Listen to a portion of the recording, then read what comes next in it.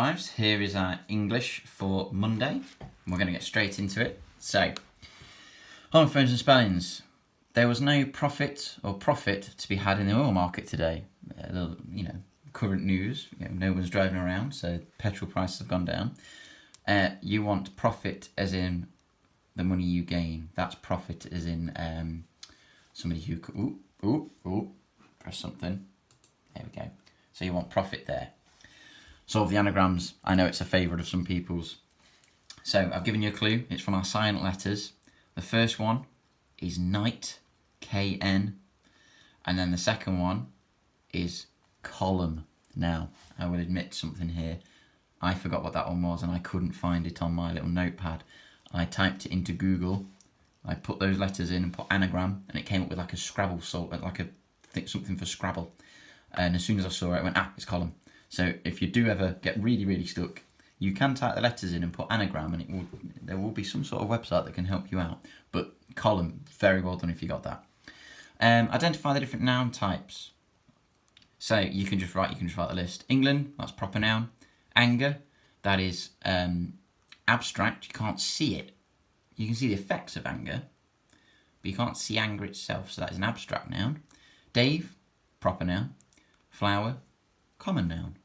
Okay, and then the verb forms. The verb forms is making sure that the correct verb is being used. Dave will walk into the shops. Should be Dave was walking to the shops. We were celebrating a birthday. We were celebrating a birthday.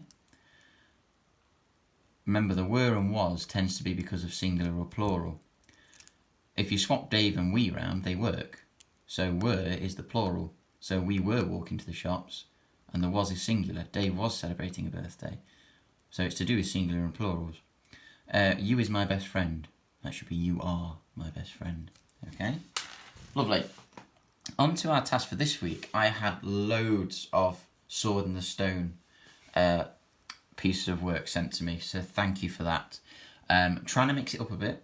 Some of you might not be interested in that. So I've gone for a little clip from Disney just to mix it up because we write really well when we write dark, tense build-up of things.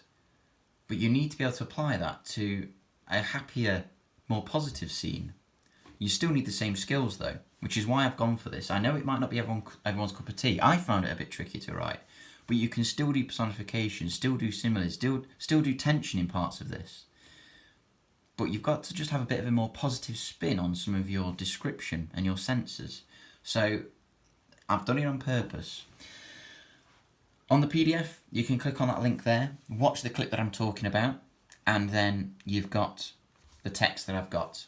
So if you want, I can read it to you, or you can just read it to yourself. If you don't want me to read it to you, you can pause the video there, and as normal, just make some notes. Take some things out that you want, okay? So for today, have a read through and take out bits. Just jot them down. Oh, I like that phrase, or even just that word. All right? This was it. After years and years of gazing out onto the horizon and wondering what secrets lay beyond, this was it. I was going to be free. I was going to explore. I was going to be me. Gingerly, I shuffled my feet, which were suddenly as heavy as lead, towards the edge of the window. The familiar breaths of wind welcomed me, but they were colder than usual. Was that a sign? My fists turned white as I clutched for my golden hair for comfort. As my heart began to beat faster than a butterfly's wings, I peered over the edge.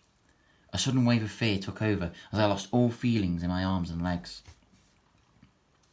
It was at this moment that my most hated companion in this tower arrived. Doubt. There's a bit of personification there. I'm quite proud of that one. I turned to the familiar walls of my room, the years of artwork, the sunlight pouring through the panes of stained window.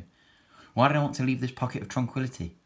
My mind was interrupted by a delicate blue tit who flew right by me and soared in any direction it wanted. It was free. Before I had time to doubt myself again, I threw down my hair and held my breath. The rush of wind, the sensation of flying. I'd never felt such an overload of sensations like this. Within seconds, individual blades of grass were in sight. My body froze. I gripped onto my hair with all my strength as I hung helplessly above the unknown. It was ready to swallow me up. Every breath I took was shallow and silent, as if I was trying to hide from it all. Then, another welcoming breath from Mother Nature herself reminded me of her beauty. Ooh. My stomach felt like an empty pit, but my surroundings were just too inviting. I lowered a foot until I could feel the small blades of grass brush through my skin against my skin. I was touching grass. It was like a carpet of colours rolled across the floor. A rush of laughter escaped me. Every muscle in my face wanted to dance. It smelt so thick and fresh compared to the tower. The scent soared through my nostrils and filled me with fresh hope and adventure. There you go. So exactly the same writing skills, but with a more positive spin on it. But there's still some tension in there. So get jotting some notes down. Steal some of my waggle. Good luck.